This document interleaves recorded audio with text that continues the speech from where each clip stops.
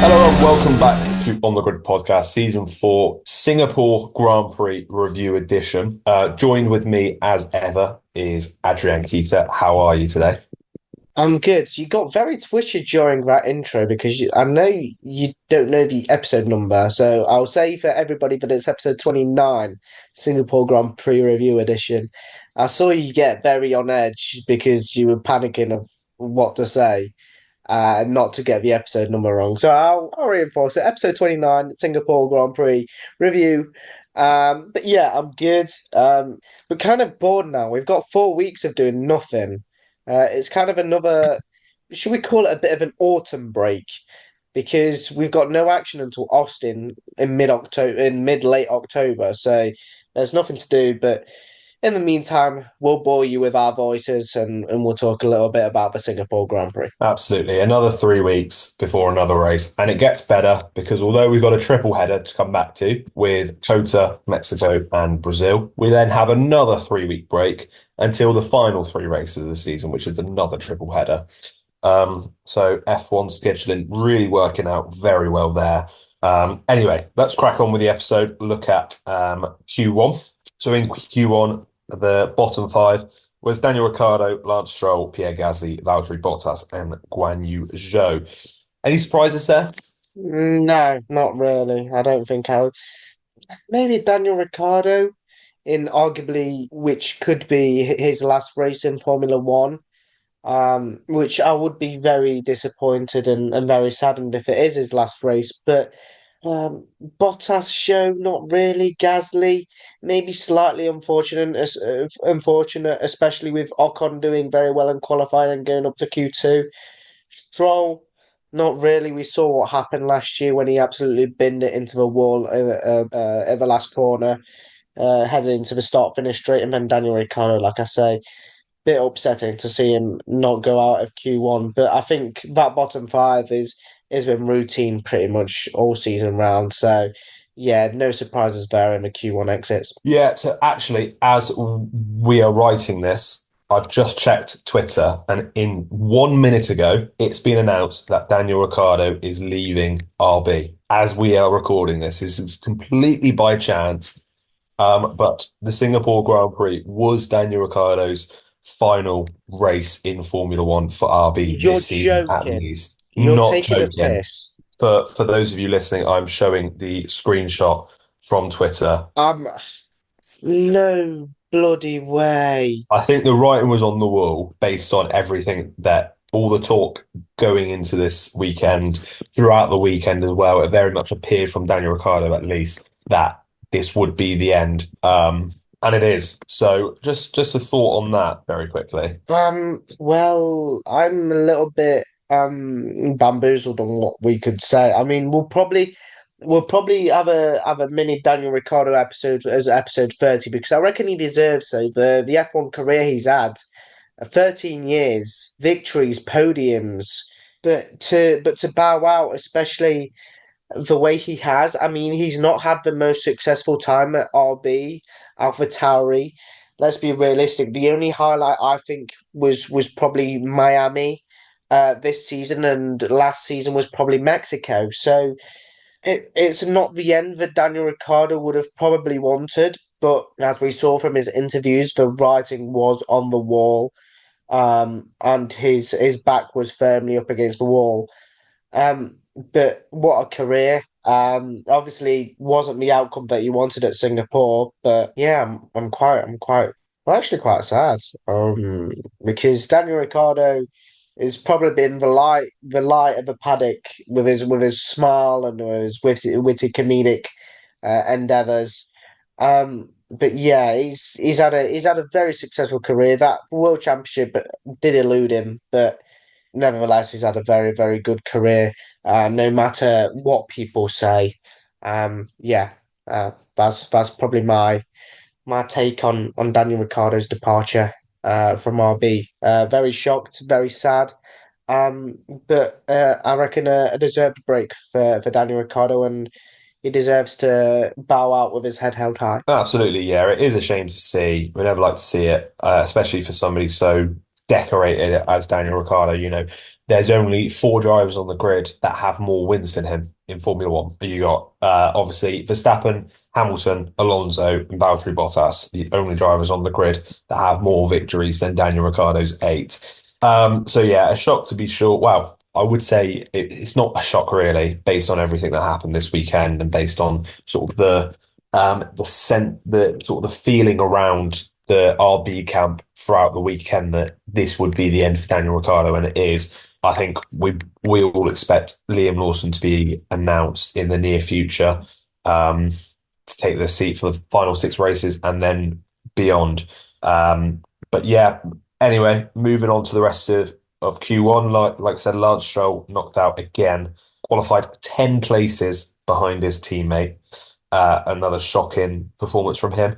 And then Pierre Gasly and the two Saubers also getting knocked out. Moving on then to Q2, and knocked out here was Alex Albon, Franco Colapinto, Sergio Perez, Kevin Magnussen, and Esteban Ocon. Another strong performances from the two Williams, only missing out on Q3 by a couple of hundredths of a second, to Alonso it was in P10. How impressive have they been over the last few races? And Franco Colapinto actually performed at the level of Alex Albon. I think it's no mean feat in saying that Franco Colapinto is a much worthy replacement of Logan Sargent. I mean, the guy scored points.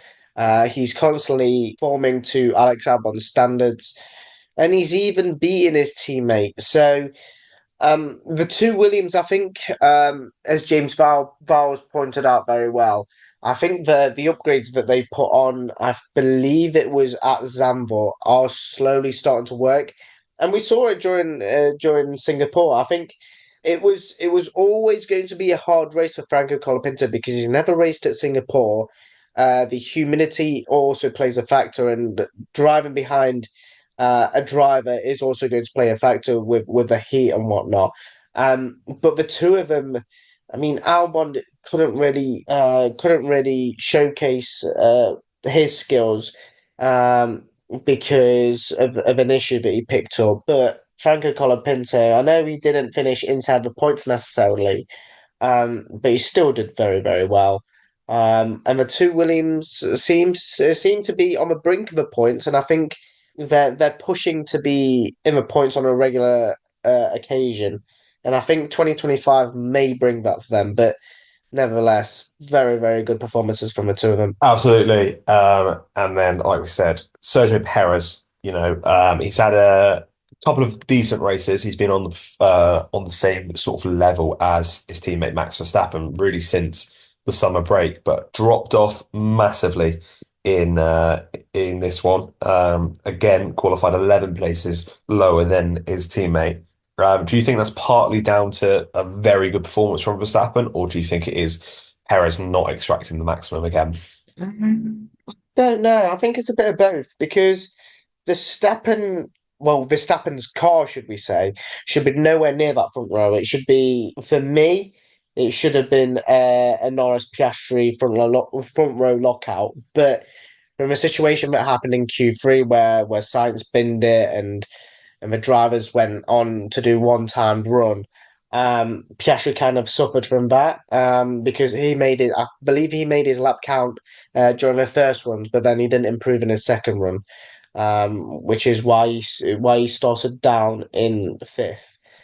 Perez. Oh, fuck's sake, I don't know what I'm on about. What the fuck am I on about? Right, restart that. Fuck's sake. I'm looking at Piastri on my fucking sheet. Okay, never mind.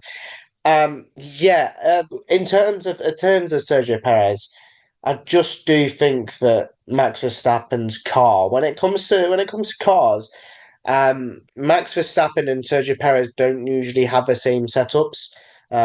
It's been on record that Max Verstappen likes to go a lot more aggressive than Sergio Perez, and I don't know whether Sergio Perez was a lot more conservative during the Singapore Grand Prix. Let's not forget, Singapore Grand Prix is a race that Sergio Perez has won at. So he is comfortable at the track, but I just don't know whether he had the setup or the car was dialed in on the Saturday. On the Sunday, it was a little bit better, but still nothing to scream about, nothing to rave about. But Perez is just I don't know. I want to put it down to setup, because we know that Sergio Perez does like his streets tracks. So I'm going to put it down to setup, and the car just not being dialed in on a Saturday.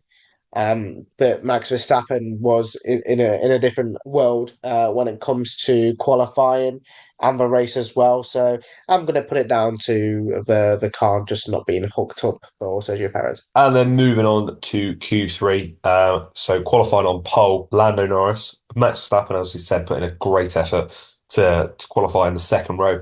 It was a full Mercedes second row with Lewis Hamilton and George Russell, Oscar Piastri in fifth, out qualifying, Nico Hulkenberg up in sixth. And then we got Fernando Alonso and Yuki Tsunoda seventh and eighth, and the Ferraris in ninth and tenth, Leclerc and Sainz. I'll let you kick things off with the Ferraris because they were looking strong throughout the entire qualifying session, weren't they? And they were firmly in the position to qualify on the front row. Well, what can you say? Science binned it, and Charles Leclerc had his lap time deleted. What else do you want me to say? There's nothing more much to add. Carlos Sainz slowed down for Oscar Piastri for him to complete his lap. Fair enough, let him through. And then the tyres just cooled down. He was in dirty air and just binned it. And then Charles Leclerc just track limits. So it's simple mistakes, it's rookie errors, and that's what hampered the two of them. And then Nico Hulkenberg qualifying up in sixth, just 2 tenths off, or 2.5 tenths off qualifying third. Brilliant performance from him. Yeah, but we know the standard that Nico Hulkenberg produces on a weekly basis when it comes to qualifying. He is the new Mr. Saturday, and he is by far the better one of the better midfield drivers currently. You could arguably say when it comes to qualifying, he's better than even Fernando Alonso. And the Haas car, would you put it above the Aston Martin, or would you put it on par? I don't know. I think the Haas is a tad bit worse than the Aston Martin. Um, but Nico Hulkenberg just continues to impress when it comes to qualifying. Whether that will be an easy switch over to the Kick Sauber team in 2025, which will turn into Audi, I don't know. Especially with Sauber being the bottom team at the moment. But yeah, he continues to deliver. He continues to outperform the car, and he just continues to shine for Haas. So then let's move on to our 1 to 10 ratings. So we'll start with Lando Norris, qualified first, finished by about 30 seconds in the end. It's got to be a 10 out of 10 performance, isn't it? It wasn't 30 seconds. It was 20 something. So I'm not giving him a 10 out of 10 for that. I'm giving him a 9 out of 10. Purely because it wasn't 30 seconds, especially with that McLaren rocket ship. Yeah, okay, I can see you smiling. Yeah, it is a 10 out of 10. Yeah, qualified first, finished first, led every lap. Didn't get a grand slam. Tip my hat to Daniel Ricciardo for taking the fastest lap away from him on his final race. But yeah, it's a clear 10 out of 10. That rocket ship continues to make ways and kind of pave a way maybe to a championship battle. It's still far, far away. But I think I saw a statistic after Daniel Ricciardo stole the fastest lap away from Lando Norris. Max Verstappen can finish second in every single race and still win the championship. So, yeah, can you call it a championship battle? Well, I also read a stat, and I would like to say that I completely agree. It's 10 out of 10 performance from Lando Norris. Done everything that he needed to do on his end of the deal. Put it on pole, was absolutely mighty in qualifying, and then as well was brilliant in the race. A Grand Chelem, not a Grand Slam, as it is his proper name. But yeah, Daniel Ricciardo robbing him, helping his old buddy to not lose that extra point. But I also read a stat, as I said, the gap after Miami, when Lando Norris got his first win, was the exact same amount it is now. It was 52 points after Miami. It's now 52 points. So in 12 races, the gap is the same. And you can't say there's a championship battle because there's not. Since that point, Well, there is. The Since narrative's got to continue. the narrative has to continue for the clicks and the attention and all of this, but to use your brain, use the thing up there, there's no championship battle. They've also won the same amount of races since Miami. Actually, no, sorry. Max Verstappen has won more races than Lando Norris since Miami. I'll just let that sit for a second. Max Verstappen has won three races. He won in Imola, Canada, and Spain. Norris has won it Netherlands and Singapore since Miami. So how can we sit here and say that there's a title battle on? But anyway, I digress. Fantastic performance this weekend from Lando Norris and everything he needed to do. And let's move on now to Max Verstappen, who also did everything that he needed to do on a track where we thought perhaps this is going to be a weaker track for Red Bull. Look how they performed last year. This was the one race Red Bull didn't win last year.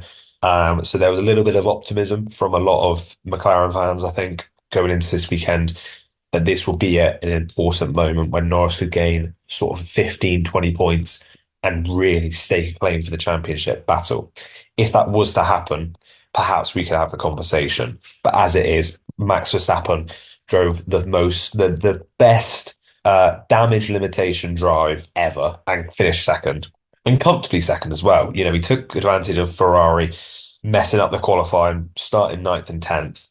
He took advantage of that because I think Ferrari would have been fighting him and possibly even beating him, as well as Oscar Piastri as well. Piastri made a mistake in qualifying as well and only qualified fifth. Verstappen took advantage of that, done what he needed to do, and it is a first podium since Zandvoort for him. So brilliant stuff.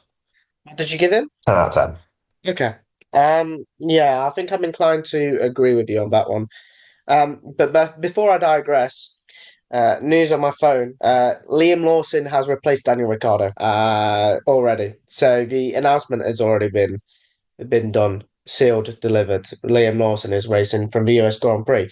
But going back to Max Verstappen, yeah, arguably it was a very lonely race, very lonely race for Max Verstappen, and it wasn't a P1. But P2 is damage limitations. He could have not done any more than that. Lando Norris drove into the distance by about lap 10. And yeah, for me, it's also a 10 out of 10 because he's not going anywhere. He's not beating Lando Norris in that McLaren rocket ship. And he did a good job that he fended off Oscar Piastri, George Russell, Charles Leclerc, and co. from getting anywhere near him. So it's a 10 out of 10 for the two P1 for the two championship protagonists in loose quotation marks, in very loose quotation marks. I think the way we should word it is the top two in the championship from now on, not the two Championship championship. protagonists, I don't care. Championship protagonists. La la la. Anyway, we could be going around in circles here all day. Oscar Piastri up next, qualified in fifth and finished third. It's a 7 out of 10 for me. He's messed up in qualifying. He's qualified behind the Mercedes. He should be fighting Verstappen here. He should be starting at the very least third place. And that is what's really cost him. This weekend, he's finished 20 seconds behind Max Verstappen as well. And you can look at the advantage that Norris had over Verstappen, and it's not great. He's 40 seconds behind his teammate. He's not where he should be. And this is the type of situation where McLaren needed him to gain second place to gain those extra few points on Verstappen, but not to be for Oscar Piastri. Still a decent performance, don't get me wrong. I'm not giving him like a 4 or 5, but it's solid. But it's not. I can't give him an 8. I can't give him an 8 or a 9. Well, I've given him an 8. So what are you going to do about it? Um, to obviously, it's not ideal in qualifying because he did have that one run where it kind of mattered, and then in his second run, he just couldn't get it together. So, okay, fair enough. He starts P5. But I'm just going to give him an 8 because he's overtaken the two Mercedes, and it made me very happy. So, L. But yeah, the two Mercedes finished in front of the two Ferraris anyway. So for all my laughter, you got the last laugh. But yeah, I still think it's a decent performance. He's made up places. where he shouldn't, realistically. He should be finishing in, it should be a comfortable 1-2 finish for McLaren. But he's made him up. He's got himself a podium, and I don't think he deserves anything below an 8. So, yeah, 8 out of 10. George Russell up next, qualified fourth and finished fourth. It is an 8 out of 10 for me for George Russell. I think Mercedes is probably the fourth quickest car this weekend. I think the Red Bull showed it was good, certainly better than the Mercedes. And as well, the Ferraris were just so much quicker, held off Leclerc at the end very well for a good sort of 10, 15 laps as well, held him off and got those extra couple of points. I will say he's very, very lucky to be P4 and P5, having yet again adding to the list of the times that he has got preferential team treatment over his teammate, but I'll get on to that. An 8 out of 10, he done what he needed to do, delivered the business, held off Leclerc brilliantly at the end. There was just no place to fight for a podium. Yeah, I've also given him an 8 out of 10. I was getting rather angry at my TV screen when I saw George Russell just hustling and bustling that car and keeping Leclerc out. But you cannot complain. Racing's racing. And it was very hard, clean racing from the two drivers. So you can't get upset about it. But to be in the fourth quickest car that weekend and to hold off one of the quicker cars during that weekend is a very good feat for George Russell. There was no chance he was fighting Oscar Piastri when he got past. There's no way that he would be fighting for a podium, but a P4 finish nonetheless is a very good job for George Russell. So 8 out of 10 from me also. Charles Leclerc up next, qualified in ninth and finished fifth. Now, this is a difficult one for me because on the one hand, he's made it good positions, and some good overtakes as well. But on the other hand, a podium, he should have been on the podium. So I've gone for a 7 out of 10, because, like I said, I think he should have been qualifying the top three or four. He should have been on the front two rows. But he had his lap time deleted, I think. And even that lap time wasn't very good. He left a lot of time on the table. But, Ferrari need to start taking some serious chunks out of Red Bull to get P2 in the constructors, because you've got Carlos Sainz finishing in sixth. You got Charles Leclerc, sorry, Sainz for seventh, Leclerc fifth. So they're only making up 16 points, and Verstappen himself got 18 points. So it's 34 points. And on a weekend like this where Perez was off the pace, they needed to be finishing third and fourth or third and fifth, taking a good chunk out of Red Bull's advantage over them, because they could easily get finished P2 in the constructors. So yeah, a decent weekend, but I left a lot on the table. And I think Ferrari will be disappointed with this weekend. Yeah, so I've given him a 1 out of 10. What an absolute travesty that he did not get a put. Nah, okay. I've set with the same rating as George Russell. I've given him an 8. Made some great moves, some great overtakes. He was a little bit stuck in the at the start of a race with his strategy, held it long, was close to being undercut by Sainz. And then from then on, he just went on a rampage, went on a bit of a run, and kind of just steamrolled through everyone. Steamrolled through Hulkenberg, Alonso, Sainz, Hamilton, and then got to Russell and was just not able to bustle him out the way. But a P5 finish is sufficient enough, I think, for Ferrari in another damage limitation kind of weekend, because after a poor qualifying, you've kind of during a race like Singapore, you're kind of expecting the worst. I don't think you're expecting a lot from a weekend where track position matters a lot. And I don't think that fourth DRS zone helped at all. If anything, it kind of made the race a bit more drier, a bit more boring. So yeah, I've settled with an 8 out of 10. Still a good job, but left a lot on the table and a lot to be desired for because of a poor qualifying. Lewis Hamilton up next. He qualified in third and finished sixth. Now, I've also gone for a 7 out of 10 for Lewis Hamilton. And let me explain, is because a pretty damning clip has come out of Lewis Hamilton speaking at some sort of fan event along with George Russell. And he said the entire after Saturday, after qualifying, the entire sort of night and morning and Sunday morning, he was saying, I want to start on the mediums. I want to start on the mediums. I want to start on the mediums. Don't understand why we're looking to split the strategy. And yet Mercedes put him out on the softs, hung him out to dry completely. And like I said, it's adding to the ever-growing list of times that Mercedes are disrespecting a man who has done so much for the team. I know he's leaving at the end of the season, but it's almost like he's having to fight with one hand tied behind his back. He's been completely screwed over by his team on a consistent basis. So that's what I have to take into account when giving the grade. If he started on the mediums, I think he would have probably finished around George Russell where he finished. Fourth, maybe even they could have worked together to hold off Oscar Piastri, like Sainz and Norris did the year before.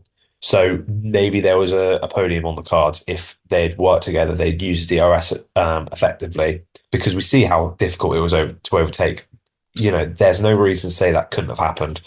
So 7 out of 10 for Lewis Hamilton. I think a lot of the struggles were not his fault. Yeah, I'd agree with you. Don't think I can add much more. I've also given him a 7 out of 10. Hung out to dry on the soft strategy, on the soft tires at the start of a race, and then it was just complete nothingness from there for Lewis Hamilton. Was always going to get overtaken by Charles Leclerc, and was kind of lucky that Carlos Sainz was on a very much different strategy as well. So yeah, 7 out of 10. Hung out to drive by Mercedes, and yeah, just adds to the ever-growing list of Mercedes F-ups with Lewis Hamilton this season. Absolutely. Carlos Sainz up next, and he qualified down in 10th and finished 7th. And it's 6 out of 10 for me. Average, he's messed up at the start. Maybe it should even be a 5. But he's lost a few positions at the start, which has really hampered him. I think he dropped down to about 13th. Um, Made up the positions in the end, but yet, how much are we going to praise a Ferrari in what was the second quickest car this weekend for overtaking a Haas, overtaking a Williams, overtaking an RB? We've got to really be sort of, smart in how we do this. But 6 out of 10, not a good weekend for Ferrari at all. So I've given Carlos Sainz a 7. Yes, I'm getting excited about overtaking an Aston Martin and a RB and a Haas, because overtakes come at a premium at the Singapore Grand Prix, and every single overtake matters. So it's not an ideal weekend for Ferrari, but it's points on the board and it's valuable points on the board. We could be sat here and saying that they're both retired from a race, so at least points are on the board, and they can kind of recharge and refocus ahead of Austin. But the qualifying performances put them in the situation that they found themselves in on the Sunday. So it's all down to their poor qualifying. But Carlos Sainz arguably suffered the more out of the two Ferrari drivers. So I've gone with a 7, one less grade than his teammate. Up next, Fernando Alonso qualified or finished as best of the rest, I should say, qualified in 7th and finished 8th. And it is a 9 out of 10 for me for Fernando Alonso. This is what we're used to seeing from him the last couple of races. He's been excellent, really stepped up and delivered a good result for the team. And like I said, it showed what was possible in that Aston Martin as opposed to his teammate. But yeah, like I said, this is the Fernando Alonso. This is the typical performance we're used to seeing from Alonso. Yeah, I've also gone with a 9 out of 10 for Fernando Alonso, vintage Alonso. Shame that obviously Sainz and Leclerc were able to get through on him. But I think that was inevitable with the Ferraris being so rapid. But finally, he's been able to finish as best of the rest and finish well inside the points and not scramble for the last points paying position. But Singapore has always been a good track for Fernando Alonso, especially if you remember back to Singapore Gate, back when he was in his second stint at Renault. Less about Singapore Gate, the better, I'd say. But yeah, it was a very good performance from Fernando Alonso, and I think something going forward has to be that street tracks are something that Fernando Alonso looks at as positives and not weaknesses with Aston Martin because their car arguably has gone backwards ever since last season, where we saw them fighting for podiums, and now they're fighting for the lower end of the points. So what will be, but Fernando Alonso will always get a point or two. I don't know if it isn't arguably that it's gone backwards. I think it's just looking at what's happened. Um, Nico Hulkenberg up next, qualified sixth and finished ninth. It's another 9 out of 10 from me. You could copy and paste everything I said for Alonso for Nico Hulkenberg. Very good performance, good points, and he showed he really delivered. Qualifying especially was fantastic, and it's very close to being a 10 out of 10. Yeah, I've also gone with a 9 out of 10 for Nico Hulkenberg because qualifying, he's just a qualifying maestro. Stroke of genius when it comes to qualifying for Nico Hulkenberg. And then the race, yes, he lost positions to drivers in quicker cars, but he still maintained it in the points. He's beaten a Red Bull for goodness sake. You don't say that very often, but you do when it comes to seeing who the driver behind you is and which Red Bull it is, because it's not Max Verstappen, it's the other one. But to say that he fended off Nico Hulkenberg, Sergio Perez, Franco Colapinto, who was on a charge at one point, trying to get past, but just couldn't. Yuki Tsunoda was in the mix as well. All those drivers were not able to get through Nico Hulkenberg, and the great German wall stood tall, and delivered another points finish for Haas, which is an impressive feat nonetheless. And the final point scorer position was Sergio Perez, who we said qualified in 13th and finished 10th. I've gone straight down the middle. I've gone for a 5 out of 10. Disappointing after such a good weekend in Baku. We were hoping he could follow it up and get that good result that he deserved last weekend. But not to be for Sergio Perez. Got a point, but again, like I said, how much weight can we hold it to when these drivers are overtaking a Williams? Albon DNF'd. So how much can you really put on the result? You said good weekend for Sergio Perez in Baku. The man retired from the race. I know what you It meant was a though. brilliant performance, though. I know what you mean. I know what you mean. But he didn't score any points. So when it mattered, he still didn't deliver. No points. Zero. Zilch. Baku. Zero. Singapore. One. It's points that matter, regardless of the performance. When it comes to sports like football, like F1, as we're talking about now, it's all about the points. It's no matter the performance you put in, he still got 0 points in Baku when he crashed with Carlos Sainz. And here, he only managed for 1 point because of a poor qualifying, and he wasn't able to get through the likes of Nico Hulkenberg and Fernando Alonso, and he was able to just fend off Franco Colapinto. So I've also gone straight down the middle, 5 out of 10. But it's not the performances that you're used to seeing Sergio Perez perform. The three races before, yes, well, 2 races before, after the summer break, yes, okay, fair enough. But yeah, just bog standard the last 2 races. Performances may have been good in Baku, but there's no points scored, so that's all I'm saying. Moving on then to just missing outside of the points, Franco Colapinto qualified in 12th and finished 11th. Now, I've gone for a 9 out of 10. He's only just missed out on a point. He again performed at a level on the same level as Alex Albon in qualifying. Great start. I don't know what there was a few drivers complaining on the radio about a dive bomb, but what else is he going to do? It's not a massively audacious move. He's smart, he's calculated, and the other drivers chose to use a runoff. I thought it was a very, very good move, and what you want to see in Formula One. You don't want to see sort of robot drivers. Very unlucky to miss out on a point. If it was anybody else but sort of a Red Bull behind him, I think he would have been able to hang on, but not to be. But again, another impressive performance to add to his growing reputation. Yeah, so I've also settled with a 9 out of 10 for Franco Colapinto. I think Yeah, like you mentioned, if it wasn't for Red Bull that started behind him, I think he would have hung on to a points paying position. But yeah, it was inevitable that Sergio Perez was going to gazump him and go see you later. But Williams just continued to deliver some goods.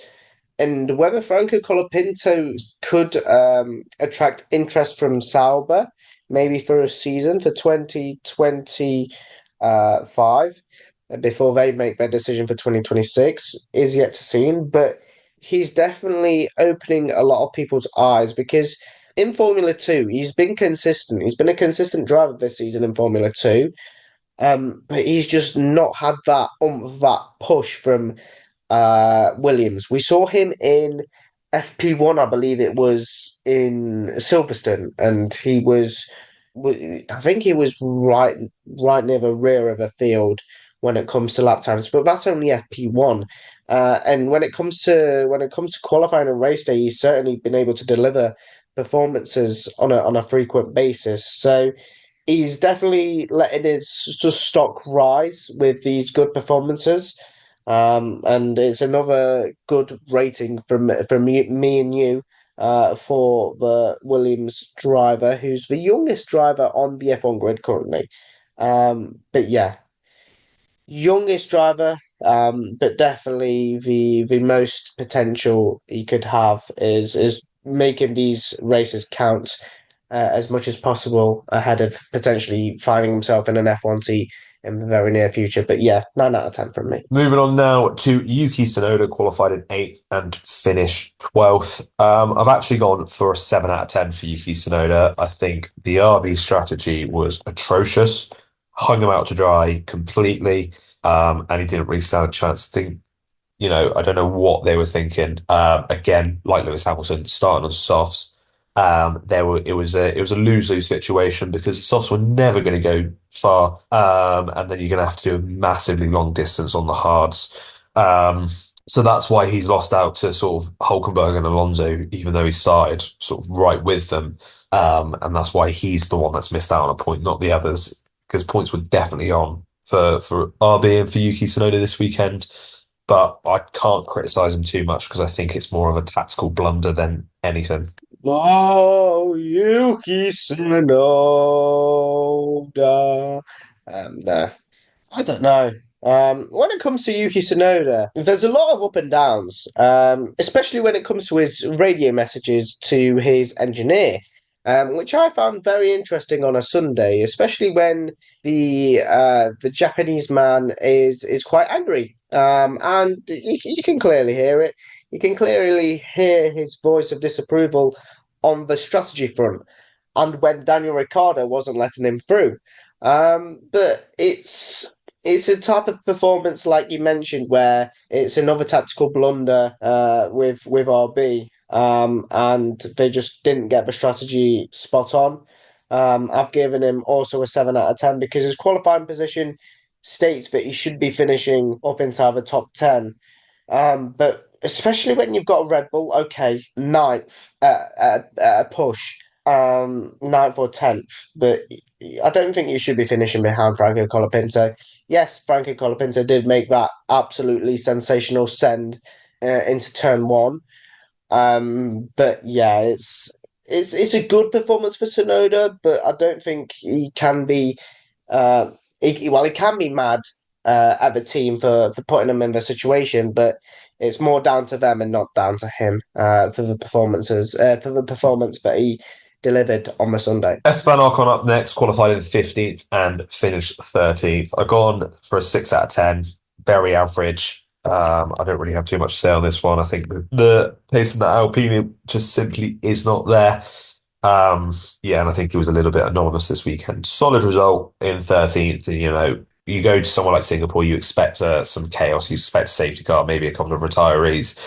And that could have well elevated him into the points if that was to have occurred. But on a race by race basis, sometimes you get the rub of the green, sometimes you don't, and this wasn't one for Esteban Ocon, so 6 out of 10. Yeah, like you mentioned, I don't think I can really add much on. Also, give him a 6 out of 10.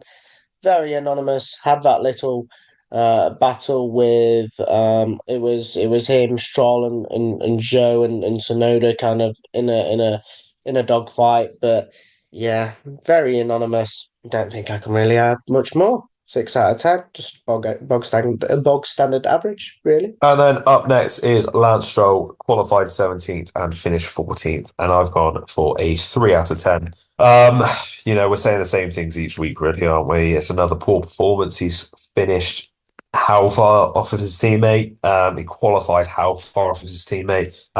You look at Fernando Alonso finishing as best of the rest, qualifying in seventh. You don't expect that level of performance from Lance Stroll, but you don't expect him to be qualifying in 17th. When you take into account the two retirees both qualified in front of him as well, that there's two of the positions he's made up immediately. So it really isn't good enough from Lance Stroll.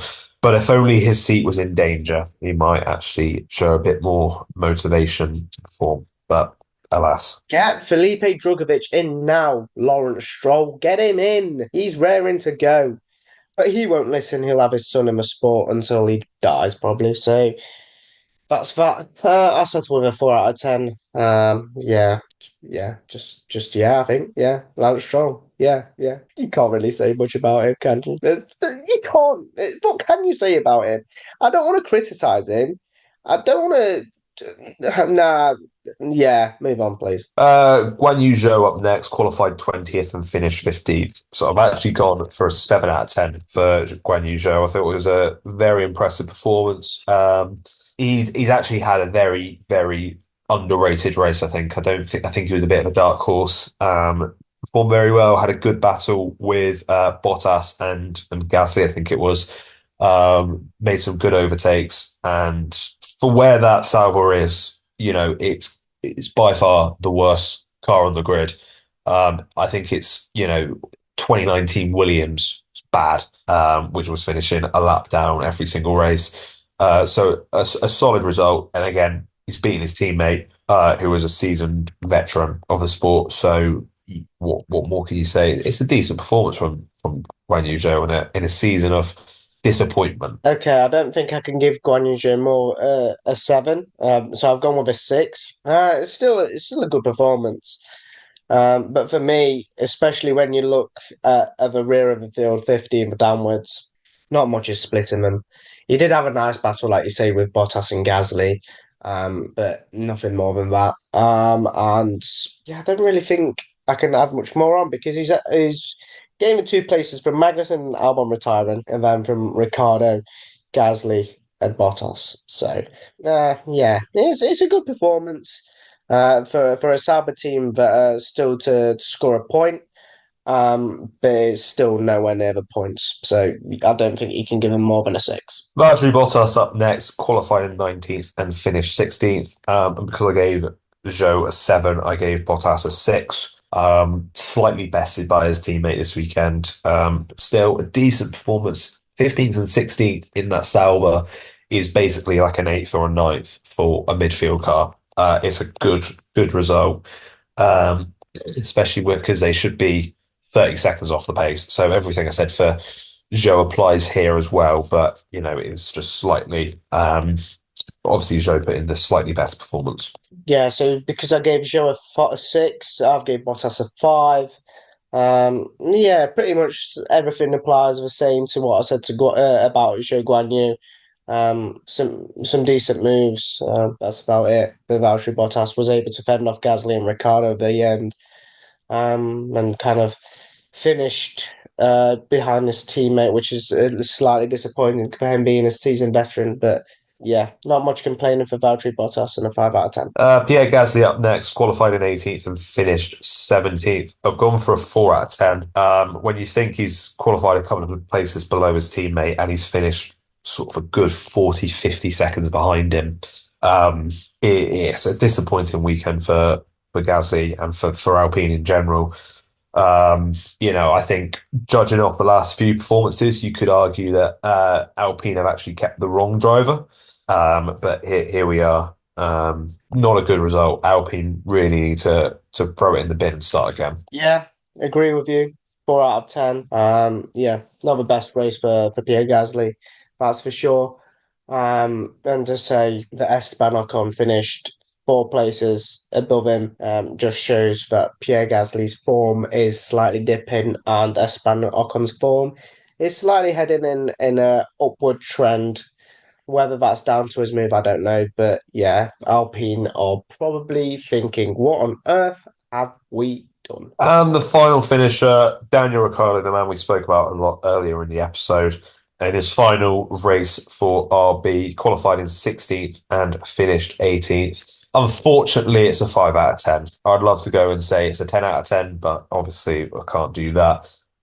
Very average. He was, but again, it's RB doing a tactical blunder. He's on a absolutely shocking strategy. He done a two stopper and then pitted for softs at the end. So he'd done a three stop in total. Don't know what they're thinking. They really need to have a look at themselves because it's getting to the point of Ferrari levels of incompetent strategy. And Ferrari are, going the other way. They pulled off some good strategies over the last this season in particular, but we mock Ferrari when they do a bad strategy. So we really need to pay attention to RV and their poor strategies recently. I was like, what are you trying to imply? Don't you dare bring out the clown nose and clown boots and stuff for Mattia Binotto. Leave my boy alone. But yeah, I was initially going to give Daniel Ricciardo a 4 out of 10, but I've revised that to a 5 out of 10 because of his fastest lap. But it's not the way you want to exit Formula One, is it? Finishing the last runner on track, and kind of with nowhere to go and nowhere to hide because of your team playing the stupid strategy card. But yeah, RB simply didn't do him any favors with that three stop, and yeah, the poor man finished 18th and plumb last. And then on to the two retirees. Got Kevin Magnussen up first, qualified in 14th and did not finish. I have gone for a 3 out of 10 for K Mag. This was a self-inflicted DNF. Obviously, was the only driver to actually crash on track.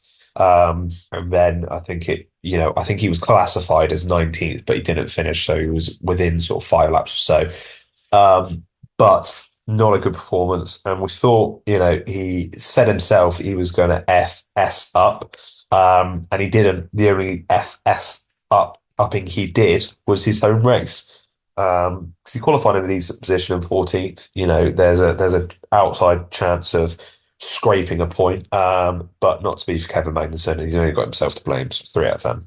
Were you good at spelling at school? Because that sounded that sounded very roboty when you were just explaining that. Could you rewind what you were I'm trying to do? keeping it PG for the listeners. I'm not going to swear on the podcast, but I'm sure everybody is knowing what I'm referring to in his sort of interview before the race. Oh, we don't need to keep it PG. We've got an editor that can bleep it out if needs be. But I like your work, and I like what you're doing, so keep it up. But yeah, I've also gone with a 3 out of 10. Just yeah, he just ballsed his own race up. There we go. I found a swear word that's not an actual swear word. So he's ballsed his race up. And yeah, he's just put it in the bin. So well done, K Mag, but not well done in the same context, if you get what I mean. And then finally, Alex Albon did not finish. I've gone straight down the middle. I've gone for a 5 out of 10. I can't really say too much about Alex Albon. I'm sure he'd be disappointed with that result. He really could have easily finished in the points. But he suffered some damage, and then I think it was at the point where he needed to retire the car because there was just 0 point in running after that point after he sustained that damage. So 5 out of 10, coming off the back of two brilliant races for the team. Yeah, this will be a disappointing one to be sure. Yeah, for me, the same. Straight down the middle, 5 out of 10. Great qualifying.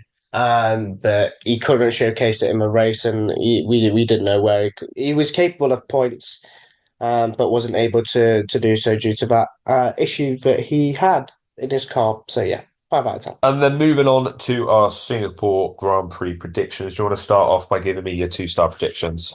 Oh, right. So none of them went through. I don't think the full wets were used at all. And I don't think Red Bull DNF'd.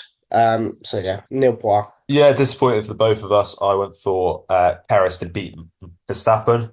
Judging off of Baku, I thought that was there was a very realistic possibility of that happening, but not to be. And then the other one was for Magnussen to get a penalty, and as far as I'm aware, he didn't get a penalty at any point in the race. So, do So you then, want to go ahead and give me your qualifying top five? yeah, so I got 2 out of 5. I predicted Lando Norris on pole and George Russell in fourth. I predicted Oscar Piastri, Charles Leclerc in between the two of those drivers, and it was Max and Lewis. And then I predicted Lewis Hamilton fifth, but it was actually Oscar Piastri, so 2 out of 5 for me on that front. Yeah, I just got the 1 out of 5. I had also had Lando Norris on pole. I had Charles Leclerc second, which he really should have been second. Oscar Piastri third, and then Sainz and Hamilton fourth and fifth. I actually underestimated Hamilton. I thought I was being a little bit confident there, but no, not to be. And then for the race again, I landed Norris to win. I had Oscar Piastri second. I thought he would get second place, and really should have done, as we said earlier on, but not to be. Leclerc and Sainz third and fourth, and obviously they did not finish there, and Hamilton fifth, so only just missing out. If he'd managed to sort of hold off Leclerc, which was a massive long shot, but not to be. So 2 out of 10 for me for my qualifying race. Yeah, and I got the nil point in the race. I predicted Piastri to win over Norris with Hamilton in third, Leclerc fourth, and Sainz fifth. So yeah, 2 out of 10 as well. And that concludes our Singapore Grand Prix race review. Thank you all for listening, and we will see you in the next episode. Goodbye.